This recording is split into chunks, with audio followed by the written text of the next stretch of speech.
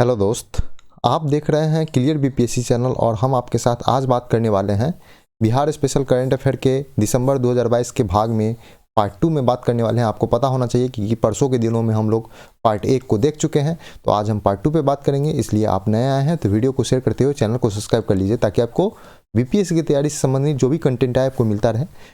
Telegram channel को join कर लीजिए ताकि आपको डेली करंट अफेयर के साथ साथ न्यूज़पेपर हिंदी और इंग्लिश में मिलता है, जो आपके पीटी के साथ साथ मेंस के लिए भी बहुत इंपॉर्टेंट होने वाला है।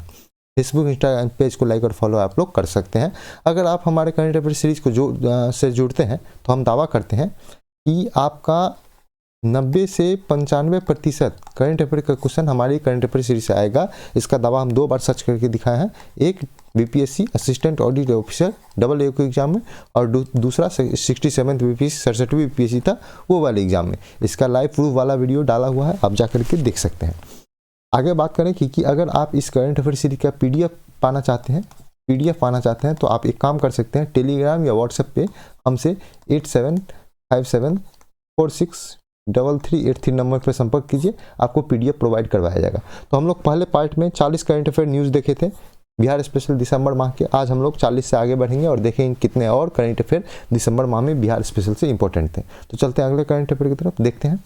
अगला है कि बिहार के पूर्वी चंपारण में विश्व का सबसे बड़ा शिवलिंग की स्थापना की जा रही है। शिवलिंग की ऊंचाई की बात करें तो यह 35 फीट की होगी, जो 250 मीट्रिक टन भारी होगा, जिसे तमिलनाडु के तिरुचिरापल्ली के ग्रेनाइट वाली पहाड़ी से लाया जाएगा। तो जाहिर सी बात है कि यह जो शिवलिंग बनेगा वो ग्रेनाइट वाली पत्थर या ग्रेनाइट वाली चट्टान से निर्मित होगा। बहुत ही इंपॉर्टेंट है, बिहार के पूर्वी चंपारण को याद रखेंगे, विश्व का सबसे बड़ा शिवलिंग के नाम में इनका नाम जोड़ा जाएगा। अगला न्यूज है कि छत्तीसगढ़ के बिलासपुर में चल रहा है दूसरी ओपन अंडर 13 एथलेटिक्स चैंपियनशिप में बिहार के अंजनी कुमारी ने जेवेलियन थ्रो में रजत पदक जीती है। तो याद रखेंगे बिहार की अंजनी कुमारी जो जेवेलियन थ्रो में, जिसे हम भाला फेंक के नाम से जानते हैं, उनमें रजत पदक जीती है। कहाँ पे?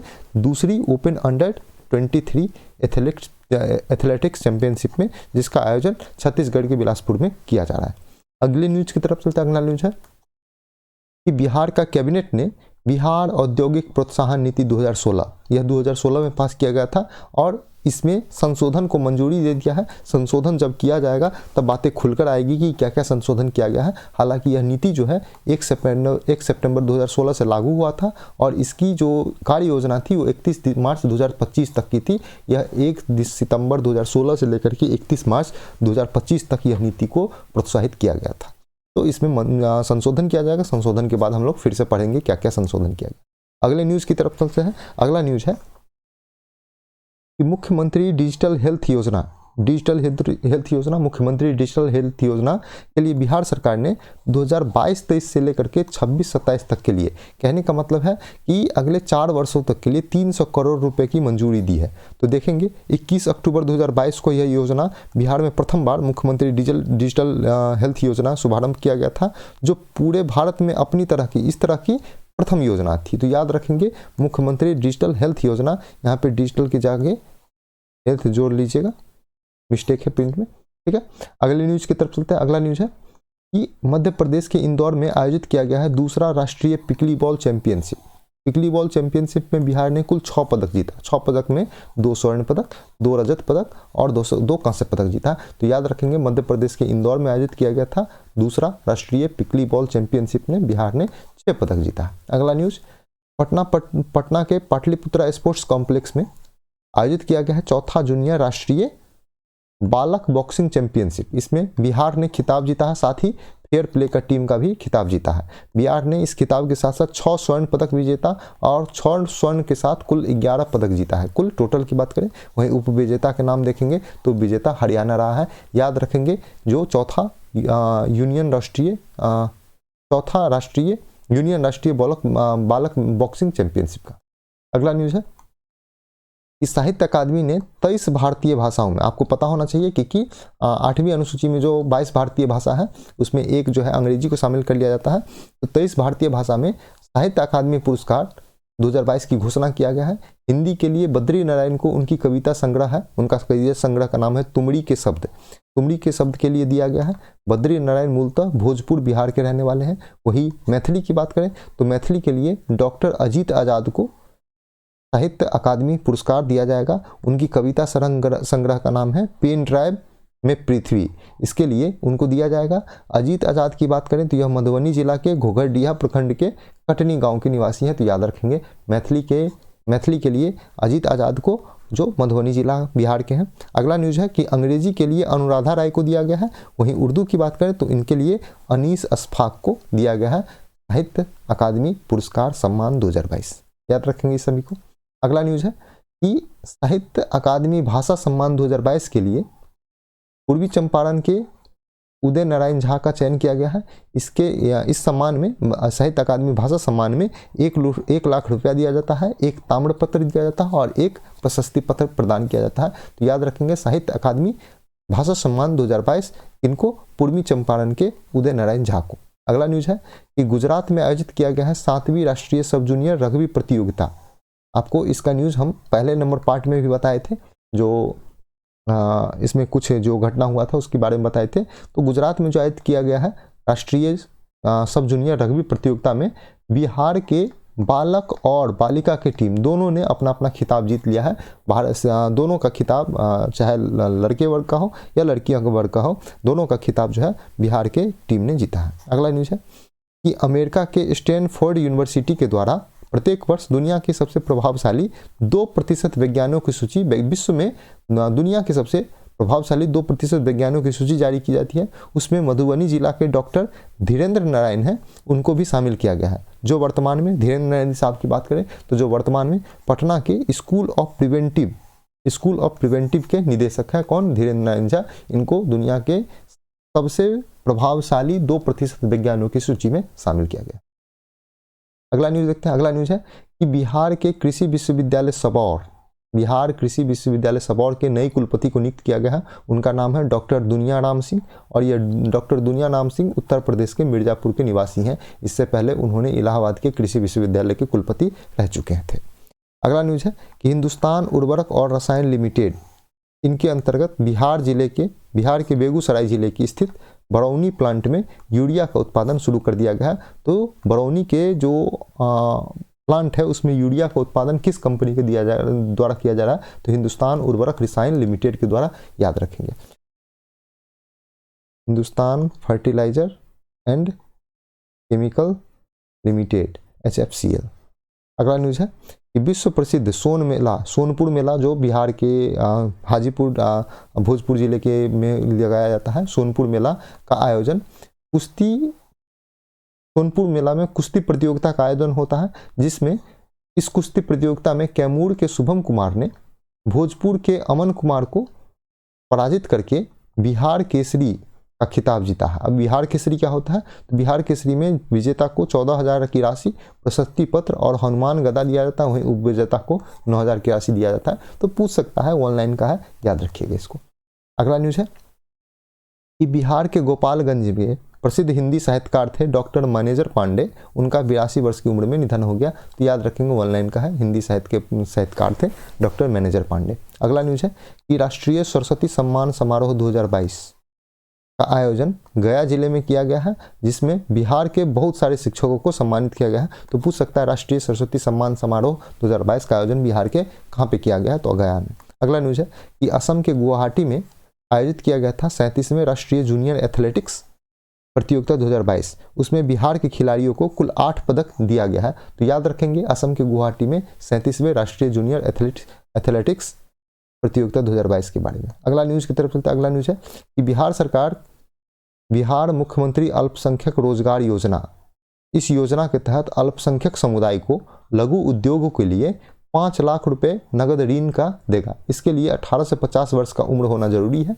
और इसके तहत आपको, अगर आप ऋण लेते हैं तो 0.5% आपको अनुदान भी देगी, ब्याज में छूट दिया जाएगा 0.5%, याद रखेंगे। अगला न्यूज है कि श्री गुरु गोविंद सिंह की जयंती 22 दिसंबर 1966 इनका जन्म हुआ था और 7 अक्टूबर 708 ईस्वी में इनकी मृत्यु हो गई थी। तो गुरु गोविंद सिंह की जयंती के मौके पर बिहार सरकार ने 29 दिसंबर को राज्य में सार्वजनिक अवकाश का घोषणा किया। पहले क्या होता था कि इनके जयंती पर 5 जनवरी को सार्वजनिक अवकाश की घोषणा की जाती थी, लेकिन इस बार 29 दिसंबर को ही कर दिया गया। अगला न्यूज़ देखते हैं कि बिहार का प्रथम green grid Patna medical college and hospital PMCH बनेगा। तो बिहार का प्रथम ग्रीन ग्रिड का स्थापना कहाँ पे किया जाएगा? PMCH पटना में। आपको पता होना चाहिए कि यहाँ पे 5200 बेड वाला हॉस्पिटल भी इसको बनाया जा रहा है, तो याद रखेंगे इस चीज़ को। अगला न्यूज़ देख के बात करते हैं। अगला न्यूज़ है कि एम्स पटना के प्रोफेसर हैं डॉक्टर जगजीत कुमार पांडे, इनको चिकित्सा में बेहतर कार्य करने के लिए राष्ट्र निर्माता का पुरस्कार दिया गया। किसके द्वारा? पटना उच्च न्यायालय के न्यायाधीश के द्वारा दिया गया है, तो याद रखेंगे इस चीज़ को। अगर आप हमारे इस करंट अफेयर सीरीज का PDF प्रोग्राम से जुड़ना चाहते हैं तो आप 8757463383 नंबर पर व्हाट्सएप या टेलीग्राम पर संपर्क कर सकते हैं। इसके साथ इस PDF प्रोग्राम में न सिर्फ आपको बिहार स्पेशल का करंट अफेयर दिया जाता है, बल्कि राष्ट्रीय और अंतर्राष्ट्रीय करंट अफेयर का PDF भी दिया जाता है, जिसमें हम दावा करते हैं कि आप हमारे दोनों करंट अफेयर सीरीज से जुड़ते हैं तो आपको 90 से 95% करंट अफेयर का क्वेश्चन हमारे करंट अफेयर सीरीज से आएगा। इसका दावा 2 बार करके दिखाएं सच, AA के एग्जाम में और दूसरा 67 BPSC के एग्जाम में। अगला न्यूज़ की तरफ चलते हैं। अगला न्यूज़ है नवंबर माह में बिहार में GST कलेक्शन पूरे देश में प्रथम स्थान था, कुल 28% कलेक्शन हुआ है बिहार में। तो याद रखेंगे नवंबर माह में बिहार GST कलेक्शन में भारत में प्रथम स्थान पे था। अगला न्यूज़ है कि मध्य प्रदेश के तर्ज पर बिहार सरकार ने अति पिछड़े वर्गों के लिए राज्य आयोग बनाया जाएगा। इसका नाम क्या होगा? अति पिछड़ा वर्ग आयोग, बिहार का अति पिछड़ा वर्ग आयोग के। तो किसके तर्ज पे बनाया जाएगा? तो मध्य प्रदेश के तर्ज पे, याद रखेंगे इस चीज़ को। अगले न्यूज़ की तरफ चलते। अगला न्यूज़ है बिहार सरस मेला 2022 का आयोजन 15 से 29 दिसंबर को ग्रामीण विकास विभाग के द्वारा महिला उद्यमी एवं लोक कलाओं को बढ़ावा देने के लिए पटना के गांधी मैदान में आयोजित किया गया है। तो याद रखेंगे बिहार सरस मेला का आयोजन कब से कब और पटना के गांधी मैदान में, किस चीज़ के लिए? महिला उद्यमी और लोक कला को बढ़ावा देने के लिए। अगला न्यूज़ है कि बिहार के औरंगाबाद जिले के बल्लेबाज हैं ईशान किशन ने बांग्लादेश के खिलाफ 126 गेंद में दोहरा शतक 200 रन बनाया, जो सबसे तेज दोहरा शतक बनाने का रिकॉर्ड भी भारत के लिए तैयार कर लिया। अगला न्यूज़ है कि वाराणसी रांची कोलकाता के बीच चलने वाला है बनने वाला है ग्रीनफील्ड एक्सप्रेसवे। ग्रीनफील्ड क्या होता है? जहाँ पे कोई भी सड़क ना हो पहले से, नया तौर पे इसको सड़क को बनाया जाएगा। और ब्राउनफील्ड क्या होता है? कोई 1 लेन या 2 लेन सड़क होता है जिसको एक्सप्रेसवे बनाया जाता है। तो पहले से कोई संरचना होती है उस पर उसको विस्तार किया जाता है, तो उसको ब्राउनफील्ड कहते हैं। और जो नया इनिशिएट करके बनाया जाता है उसको ग्रीनफील्ड कहते हैं। तो वाराणसी, रांची और कोलकाता के बीच ग्रीनफील्ड एक्सप्रेस वे बनने वाला है, जो बिहार के 4 जिलों से होकर गुजरेगा। कौन कौन सा जिला? कैमूर से, रोहतास से, औरंगाबाद से और गया से। तो याद रखेंगे, ये बहुत ही इंपॉर्टेंट न्यूज हो सकता है। अगला न्यूज है कि सांसद खेल प्रतियोगिता का उद्घाटन कहाँ पे किया?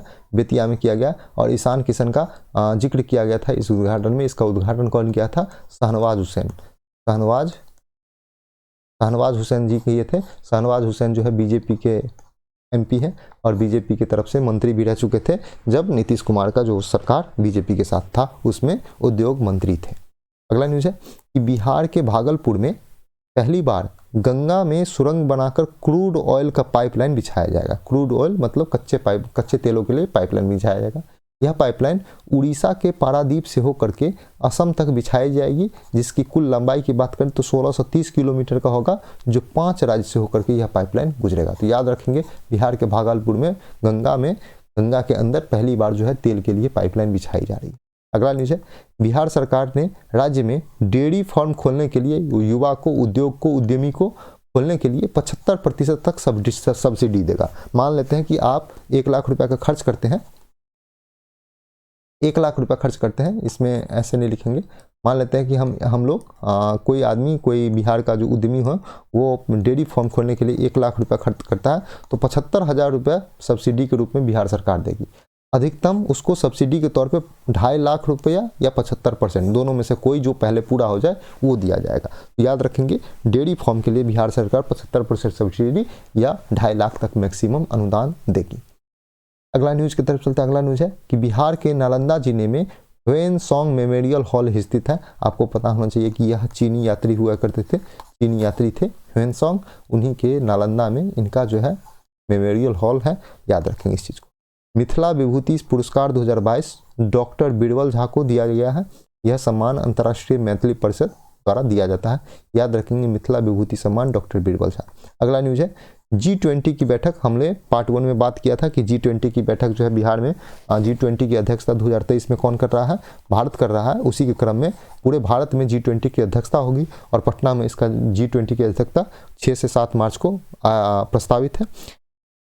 G20 की बैठक में बिहार के विभिन्न शहरों में आयोजित किया जाएगा। इसके लिए बिहार कला एवं संस्कृति विभाग का जो प्रधान सचिव है वंदना प्रियसी, उनको बिहार के नोडल अधिकारी बनाया गया G20 बैठक को आयोजन करवाने की।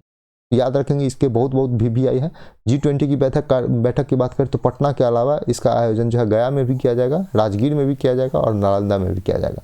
याद रखेंगे सभी शहरों को, ये बहुत ही VVI न्यूज हो सकता है, आपके एग्जाम के 110% गारंटी है ये पूछा जाएगा। अगला न्यूज है कि बिहार में विराट रामायण मंदिर का निर्माण पूर्वी चंपारण में किया जा रहा है और इस मंदिर को टेम्पल ऑफ टावर के नाम से भी या संज्ञा से भी जाना जाता है। तो पूछ सकता है टेम्पल ऑफ टावर कहाँ पे स्थापित किया जाएगा, तो पूर्वी चंपारण में, या किस मंदिर को टेम्पल ऑफ टावर कहा जा रहा है, तो विराट रामायण मंदिर को। अगला न्यूज है कि बिहार के गोपालगंज के गेंदबाज हैं, क्रिकेट गेंदबाज हैं मुकेश कुमार, उसको IPL 2023 के लिए दिल्ली कैपिटल की टीम ने 5 करोड़ 50 लाख रुपए देकर के खरीदा है। तो बिहार का जो गोपालगंज के गेंदबाज है मुकेश कुमार, दिल्ली कैपिटल की टीम से खेलते हुए नजर आएंगे। 5 करोड़ 50 लाख की राशि देकर के इसको खरीदा गया है। अगला न्यूज है कि मिथिला रत्न सम्मान प्रोफेसर रमेश झा को आंध्र प्रदेश में आयोजित किया गया था, अंतर्राष्ट्रीय मैथिली सम्मान समारोह में वहाँ पे दिया गया। तो मिथिला रत्न सम्मान किसको दिया गया, प्रोफेसर रमेश झा को, कहाँ पे, आंध्र प्रदेश में आयोजित अंतर्राष्ट्रीय मैथिली सम्मान समारोह में। तो हम लोग बात कर रहे थे दिसंबर 2022 के करंट अफेयर न्यूज़ की तरफ। आप लोगों को पता होना चाहिए कि हम लोग अगस्त 2021 से अपना कारवां शुरू किए थे और अगस्त 2021 से लेकर के दिसंबर 2021 तक का हम लोग छोटे मोटे तौर पे देखे थे, लेकिन जनवरी से लेकर के दिसंबर 2022 तक का करंट अफेयर हम लोग बहुत डीपली देखे हैं। तो इससे 90 से 95% जो करंट अफेयर का दावा करते हैं कि हमारे करंट अफेयर से आएगा, ये फिर से आएगा। आप लोग देखते रहिएगा, इसलिए रिवीजन करते रहिए, देखते रहिए क्लियर BPSC चैनल। और नए आए हैं तो वीडियो को शेयर करते हुए चैनल को सब्सक्राइब कर लीजिए ताकि आपको BPSC संबंधित सभी कंटेंट मिले। टेलीग्राम चैनल को ज्वाइन कर लीजिए। PDF पाने के लिए आप हमसे संपर्क कर सकते हैं 8757463383 नंबर पे। तो इस नंबर पे संपर्क कीजिएगा, व्हाट्सएप पे टेलीग्राम पे मैसेज कीजिए, आपको करंट अफेयर का सीरीज का जो PDF प्रोवाइड करवाया जाएगा। तो देखते रहिए, पढ़ते रहिए, रिवीजन करते रहिए। आपके PT एग्जाम के लिए मात्र 35 दिन से भी कम का समय बचा हुआ है, क्योंकि 12 फरवरी को आपको PT का एग्जाम प्रस्तावित है, 68वीं BPSC PT का। तो इसके लिए पढ़ते रहिए, रिवीजन करते रहिए। Thank you so much. जल्दी हमारा राष्ट्रीय अंतर्राष्ट्रीय दिसंबर 2022 का करंट अफेयर आने वाला है और यहीं तक का करंट अफेयर आपको 68वीं BPSC में पूछने वाला है। तो इसके लिए जल्द ही आएगा।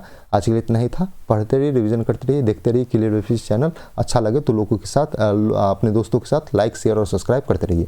Thank you so much.